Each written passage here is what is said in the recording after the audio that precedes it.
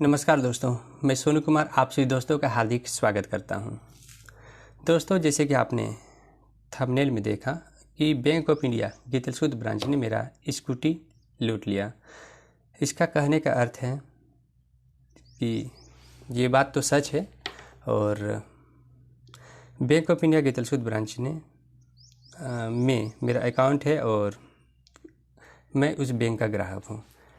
वहाँ का रिलेशंस भी मेरा बहुत ही अच्छा था और देन ऑल्सो हाँ, कुछ घटना ऐसी घटी जिसे लोन रिकवरी के लिए ऐसे तरीके अपनाए गए जो बिल्कुल गलत है। मतलब मेरा बैंक ऑफ इंडिया में लोन था और रिकवरी के लिए जो बैंक ने तरीका अपनाया वो बिल्कुल भी गलत है, क्योंकि रिकवरी का भी एक नियम होता है।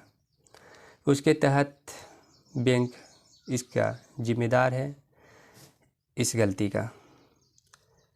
तो बैंक ऑफ इंडिया को भी हुंडरू फॉल में जो हम फूल बागवानी बना रहे थे थर्ड पार्क, तो उसमें नुकसान हुआ था और इसका पूरी तरह से जिम्मेदार है पुलिस प्रशासन। बिना किसी दोष निर्दोष बिना किसी शिकायत का ऐसे कार्रवाई करना बिल्कुल भी गलत है और भविष्य में इसका बड़ा नुकसान प्रशासन को ही होगा। तो दोस्तों, पुलिस प्रशासन में उस समय के सिकदरी के थाना प्रभारी थे श्री प्रवीण कुमार सिन्हा जी। तो उन्होंने जो गलती किया, एक नहीं, गलती नहीं उसे गुनाह कहते हैं, क्योंकि गलती तो होती है तो उसको माफ़ किया जा सकता है, गुनाह का माफ़ नहीं किया जा सकता है। तो दोस्तों, पार्क उसमें हटाने के लिए और एक नहीं एक से अनेक गलती उन्होंने गुनाह किए हैं जिसकी उन्हें सज़ा मिलेगी या उसके नाम पर कलंक आ गया है तो पूरी दुनिया के में बदनामी होगी ही होगी, क्योंकि वो हमारे रडार से कभी दूर नहीं जा सकते हैं।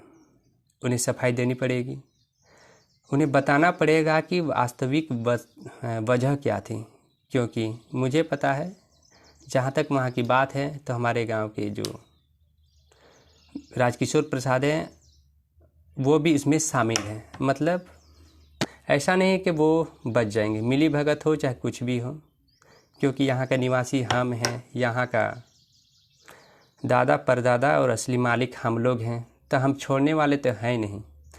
सो ये अलग बात है कि भविष्य में हम क्या करने वाले हैं। तो इस तरह की जो हुई है इसकी शिकायत हम आरबीआई में भी कंप्लेंट करेंगे और एससी एसटी थाने में भी, हाई कोर्ट में भी ये मामला जाएगा। हाई कोर्ट या आरबीआई में जो हम कंप्लेंट करेंगे वो बैंक ऑफ इंडिया के लिए, वो अलग बात है।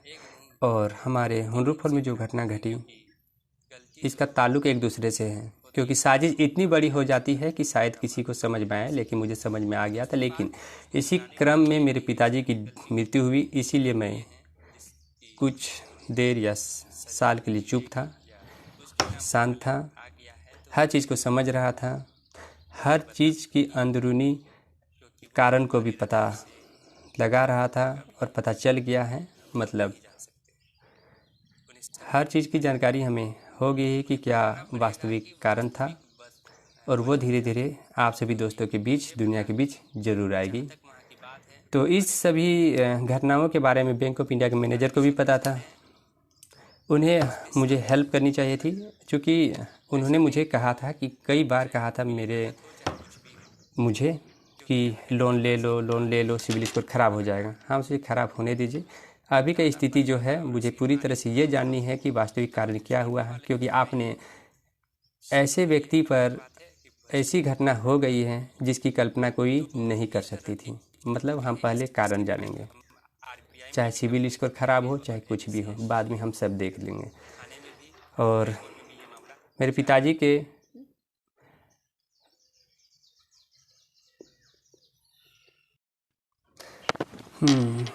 मेरे पिताजी की मृत्यु की इस कारण में इतनी बड़ी साजिश है कि आप विश्वास नहीं कीजिएगा कि इतनी बड़ी साजिश और ऐसी साजिश हो सकती है। तो हम इसे जानेंगे अगले वीडियो में। चूँकि टॉपिक भी अलग अलग होनी चाहिए और ज़्यादा लंबा भी नहीं होनी चाहिए, इसलिए तब तक के लिए नमस्कार, अपना ख्याल रखिए, बाय। अगले वीडियो में बने रहने के लिए सब्सक्राइब कर लीजिए इस चैनल को। तब तक के लिए बाय, अपना ख्याल रखिए।